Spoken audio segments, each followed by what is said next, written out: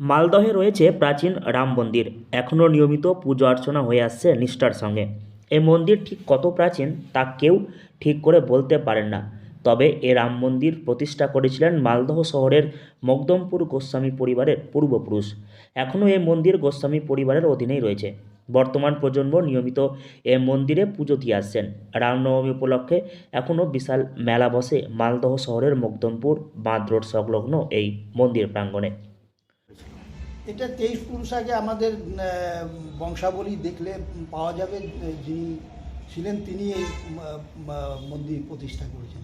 এখনও কি এই মন্দিরে পূজার এখনও মন্দির সেই মন্দিরই আছে, এখনও নিত্য পূজা হয় 365 দিনই। হ্যাঁ, সকালে বাল্যভোগ, দুপুরে অন্নভোগ, রাত্রে শীতল ভোগ দেওয়া হয়।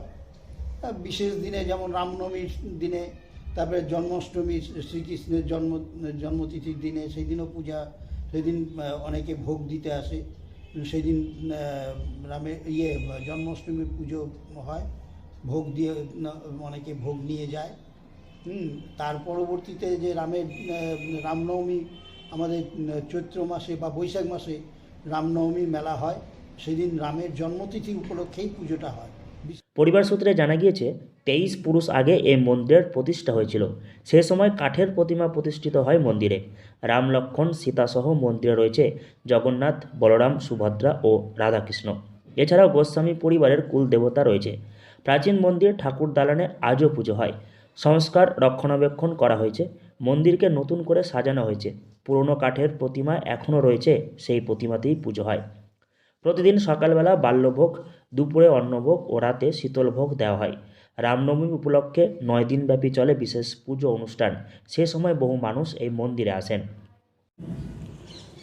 জন্মের পর থেকেই আমার চোখের সামনে আমাদের বাড়ির প্রতিষ্ঠিত বিগ্রহ শ্রীরাম, লক্ষ্মণ, সীতা, হনুমানজির পুজো হতে দেখে আসছি। পুজো করছিলেন প্রথমে আমার ঠাকুরদাদা, তিনি গত হওয়ার পর এখন বর্তমানে আমার বাবাই এখানকার সেবায়িত, পুজো আর্চা করেন। এই মন্দির আমাদের যা শোনা কথা, সেটা 23 পুরুষ আগে এই মন্দিরের প্রতিষ্ঠা হয়েছিল। এই মন্দির আমাদের বংশ পরম্পরায় পূজিত হয়ে আসছে এবং আগামীতেও হয়ে যাবে।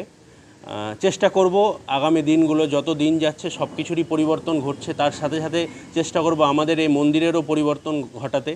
পরিবর্তন বলতে মন্দিরকে আরও ভালোভাবে, আরও বড়োভাবে পুজো আর্চা করা বা আরও ভালোভাবে সুসজ্জিত করে তোলার চেষ্টা করব। প্রাচীন এই রাম মন্দিরকে ঘিরে মালদহ শহর তথা জেলা জুড়ে মানুষের মধ্যে উদ্দীপনাও রয়েছে। তাই তো রামনবমী উপলক্ষে পুজো হলে দূর দূরান্ত থেকে বহু মানুষ ছুটে আসেন এখানে। গোস্বামী পরিবারের বর্তমান প্রজন্ম এই মন্দিরের সঠিক রক্ষণাবেক্ষণ করে চলেছেন। আগামীতেও তারা এই মন্দিরের আরও সংস্কার রক্ষণাবেক্ষণ করতে চায় সাধারণ মানুষের জন্য। সাধারণ মানুষ যেন এই প্রাচীন রাম মন্দিরকে আসেন, পুজো করেন, সেই চেষ্টায় চালিয়ে যাচ্ছে বর্তমান প্রজন্ম। মালদহ থেকে হরষিত সিংহ, লোকাল 18 বাংলা।